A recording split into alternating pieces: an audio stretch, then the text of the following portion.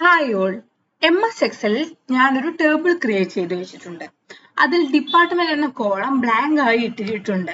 ഈ ഡിപ്പാർട്ട്മെന്റ് എന്ന കോളത്തിൽ നമുക്ക് ഡ്രോപ്പ് ഡൗൺ ലിസ്റ്റ് വരുത്തണം.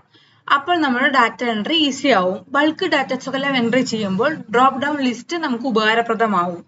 അപ്പൊ ഈ ഡ്രോപ്പ് ഡൗൺ ലിസ്റ്റ് എങ്ങനെ വരുത്താമെന്ന് നോക്കാം.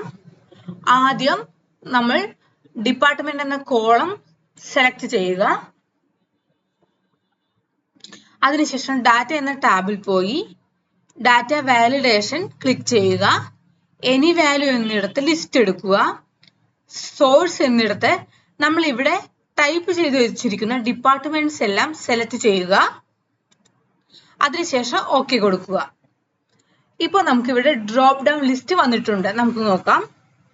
നമ്മൾ ഇവിടെ കൊടുത്ത എല്ലാ ഡിപ്പാർട്ട്മെന്റും താഴത്ത് വന്നിട്ടുണ്ട്. ഫസ്റ്റ് എംപ്ലോയിക്ക് നമുക്ക് അക്കൗണ്ട്സ് കൊടുക്കാം. HR, marketing, security,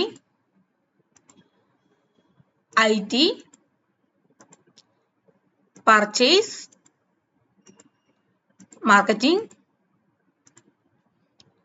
IT, HR, marketing, purchase, IT. അപ്പോൾ നമുക്ക് വളരെ സിമ്പിൾ ആയിട്ട് ഡാറ്റ എല്ലാം എൻട്രി ചെയ്യാൻ പറ്റി. ഇതിനുവേണ്ടി നമ്മൾ ഉപയോഗിച്ചതാണ് ഡാറ്റ വാലിഡേഷൻ. എൻ്റെ ചാനൽ ഇഷ്ടമായെങ്കിൽ ലൈക്ക് ചെയ്യണം, സബ്സ്ക്രൈബ് ചെയ്യണം, ഷെയർ ചെയ്യണം. Thank you.